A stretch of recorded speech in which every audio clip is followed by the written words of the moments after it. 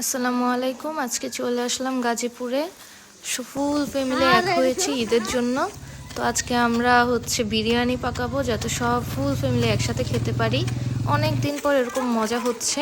তো আমরা সবাই আগে যে এই বিরিয়ানি যে উপকরণগুলো আছে সেগুলো রেডি করে নিলাম এবং একজন বাবুর্চি চলে আসলো আমাদের রান্না করে দেওয়ার জন্য। ভালো মতো আমরা রান্না করে নিলাম।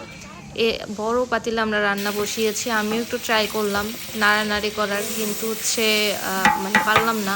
এত বড় কড়াই আমাকে এত বড় পাতিল আমাকে দিয়ে সম্ভব না। সো আমরা সবাই যখন মজা মাস্তি করতেছিলাম, রান্না করতেছিলাম একসাথে। তা আমরা যে পাতিলে বসিয়েছিলাম ওই পাতিলে আসলে জায়গা নিচ্ছিল না। তো বাবা কি করলো, বাজার থেকে একটা বড় পাতিল কিনে নিয়ে আসলো। ওই পাতিলে এখন আমরা রান্না করব। তো আমরা ওই পাতিলে রান্না করার আগে, যেহেতু এখানে রান্না শুরু করে ফেলেছি, তাই আমরা আগে মাংসটা এখানেই কষিয়ে নিব। মাংসটা খুব ভালো মতো কষিয়ে নিতে হবে, তাছাড়া কিন্তু আপনার বিরিয়ানিটা অনেক ভালো হবে না।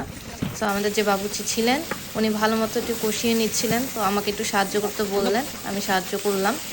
এরপর আমরা মাংসটা দিয়ে দিলাম এবং এটাকে ভালো মতো কষিয়ে নিয়ে নিলাম।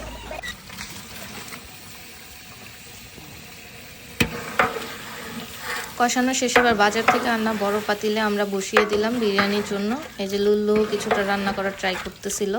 তো যাই হোক, এখানে আমরা প্রায় 16 কেজির মতো চাল দিয়ে দিলাম, কারণ মানুষ অনেক হবে। আমরা ফুল এলাকার মানুষও দাওয়াত দিয়েছি, যেহেতু আমরা ফুল ফ্যামিলি একসাথে ইউনাইটেড হচ্ছি।